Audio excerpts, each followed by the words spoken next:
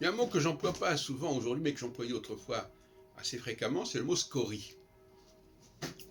Les scories, autant que je comprenne ce terme, sont des choses qui se sont rajoutées et qui viennent quelque part parasiter le phénomène de départ. Et faire sa toilette, c'est se débarbouiller, comme on dit, c'est effacer ce qui a pu se rajouter. Alors on peut utiliser toutes sortes de moyens pour se nettoyer, on peut se doucher, on peut se frotter, on peut se gratter, on peut s'immerger dans une baignoire, etc.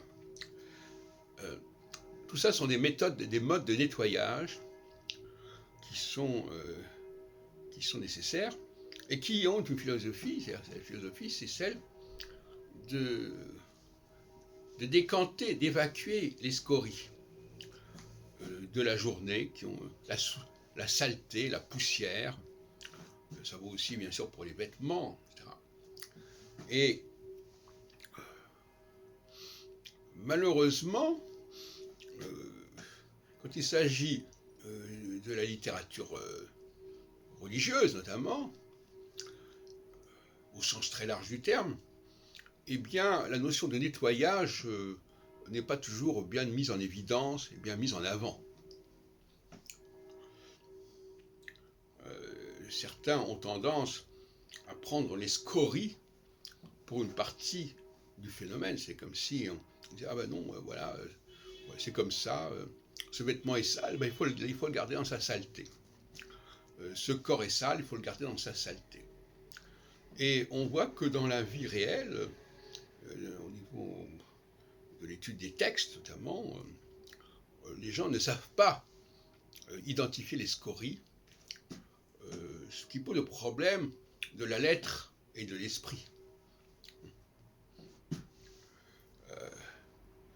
Quand on ne sait pas, quand on n'a pas accès à l'esprit, comment peut-on savoir ce qu'il faut corriger? Où est la saleté? D'ailleurs, même la notion de saleté est une notion très complexe. Comme dirait Kepler, il ne faut pas jeter le bébé avec l'eau du bain.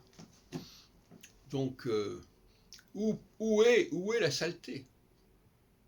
Qu'est-ce qui s'est rajouté? C'est pas du tout simple. Bon, pour un objet, pour un quelconque, on va dire oui, bon, ben c'est sale, voilà, on voit bien que cet objet a été a reçu quelque chose et que des choses qui se sont imprégnées dessus, etc. Mais au niveau des textes, savoir ce qui a été rajouté, ce qui a été augmenté, ça n'est pas du tout à la portée du premier venu.